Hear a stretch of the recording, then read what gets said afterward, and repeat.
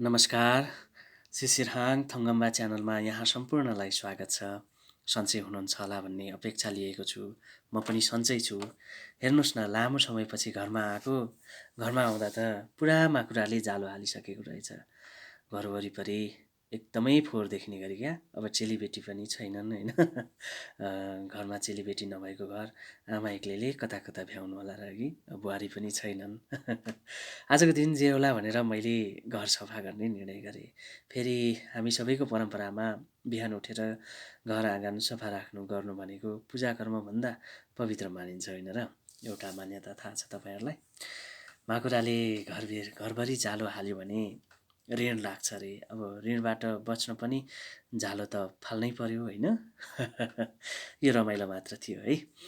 हामीले यस्ता कुरीतिहरू, यस्ता अन्धविश्वासहरू होइन त्याग्दै लानुपर्छ, जुन कुराले चाहिँ हामीलाई हिँड्नभन्दा रोकिनमा प्रेरित गर्छ।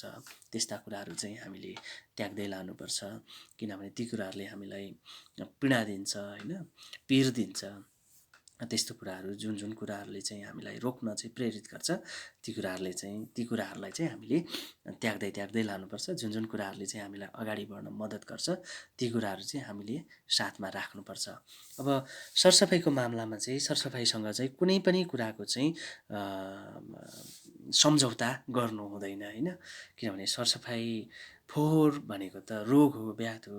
हाम्रो जिन्दगी शरीरलाई नै हानि घाटा पुर्याउने चिजहरू हुन् नि। जुन कुराले चाहिँ जिन्दगी हाम्रो चाहिँ शरीरलाई हानि पुर्याउँछ, हाम्रो समयलाई हानि पुर्याउँछ भने त्यो कुराहरू छोडेकै राम्रो। चाहे त्यो फोहोर होस्, चाहे त्यो अरू कुरा नै किन नहोस् होइन।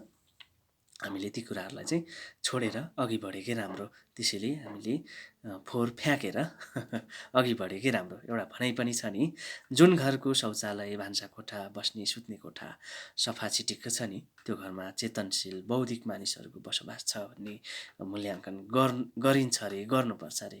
अब सरसफाइ गर्दा गर्दै भान्साबाट चाहिँ खाना खाने निम्तो आयो। अब हाम्रोमा चाहिँ के छ भने खाना खाने निम्तो आउने बित्तिकै जानुपर्छ, नत्र खाना नपाउन सक्ने चाहिँ सम्भावना हुन्छ।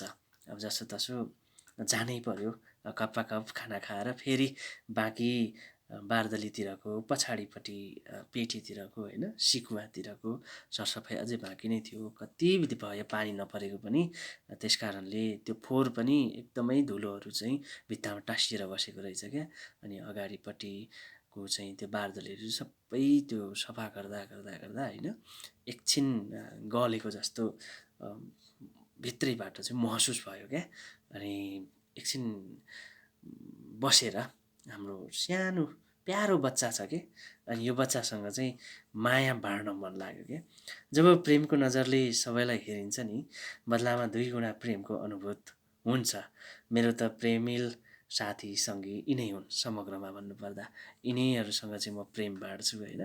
प्रेम बाँड्दा एकदम आनन्द आउँछ कि, एकदम आकाशमा उडेको जस्तो हुन्छ होइन। आकाशमा चाहिँ आफ्नो भित्र चाहिँ ज्वालामुखी जस्तो भएर भित्र चाहिँ थुनिएर फुट्न लागेको जस्तरी थुनिएर बसेको प्रेमहरू चाहिँ बादल जस्तो भएर उडिदिन्छ कि।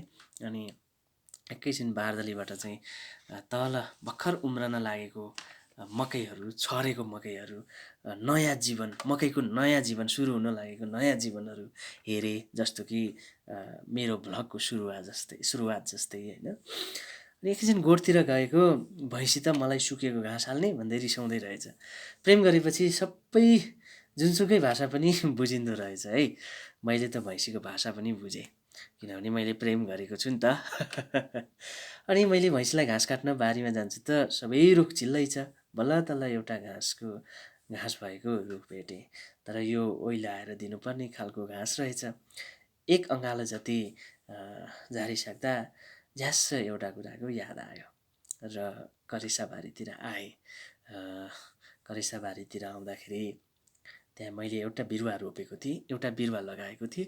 खासमा त्यो कुराको चाहिँ मलाई याद आएको, तर त्यो बिरुवा त मासिसकेको रहेछ। यो चाहिँ आमाले रोप्नुभएको लसुन, प्याज, धनियाँ उखु। अब हाम्रो परम्पराअनुसार यो बाली चाहिँ स्वाद मात्रै नभएर औषधिको रूपमा पनि लिइन्छ होइन। यी बालीहरू चाहिँ साँचो भन्नुपर्दा यो माटो र माया मिसिएको बारी हो। यो मलाई घरभन्दा टाढा जान नदिने मोह हो। यिनै कुराको याद आउँछ कि मलाई चाहिँ धेरै। आजको दिन यसरी नै बित्यो। म बिल्कुल नयाँ छु, तर यहाँहरूको साथ समर्थन, आशीर्वाद र सुझावको सधैँ आशावादी छु। यदि मन परेमा शिशिर हाङ थङ्गमा च्यानललाई लाइक, सेयर, सब्सक्राइब गरिदिनु हुन हार्दिक अनुरोध गर्दछु। धन्यवाद। फेरि भेटौँला। नमस्कार।